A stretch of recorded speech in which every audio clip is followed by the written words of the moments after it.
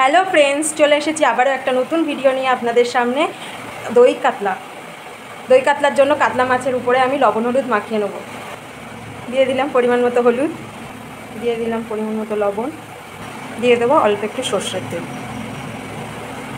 দিয়ে মাছটাকে আমি ভালো করে মাখিয়ে নেব।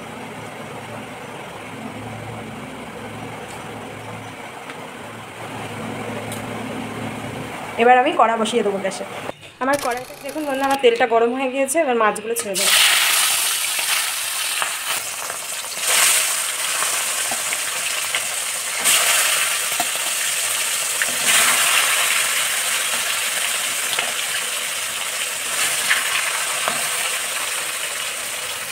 মাছগুলোকে আমি উল্টে দিয়েছি, এবার তুলে নেবো।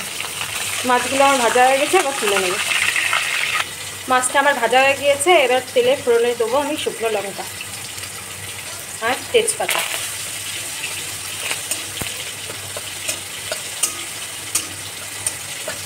ওরই মধ্যে দিয়ে দিচ্ছি একটু গোটা গরম মশলা।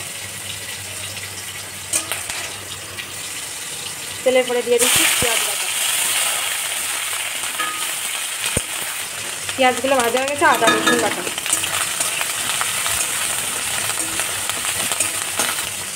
ওতেই দিয়ে দিচ্ছি জিরে গুঁড়ো, লঙ্কার গুঁড়ো।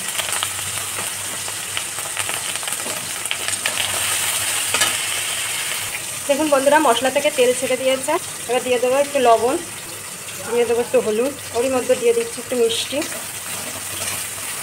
এবার দিয়ে দিচ্ছি পোস্ত, চালমগজ আর কাঁচা লঙ্কা বাটা।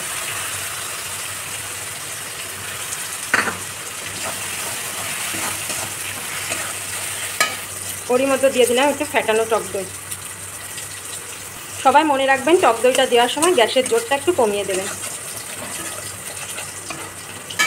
দেখুন বন্ধুরা, আমার ভালো করে মশলাটা কষানো হয়ে গিয়েছে। এবার দিয়ে দেবো একটু গরম জল,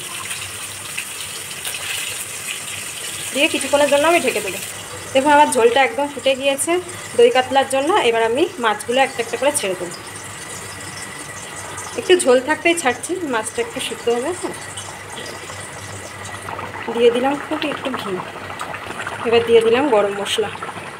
দেখুন বন্ধুরা, আজকে রেডি হয়ে গেছে আমার দই কাতলা। যদি আমার রেসিপিটা আপনাদের ভালো লেগে তাহলে তার অনেক অনেক লাইক, শেয়ার আর কমেন্টস করুন। আর অবশ্যই একবার ট্রাই করে দেখবেন এই দই কাতলা।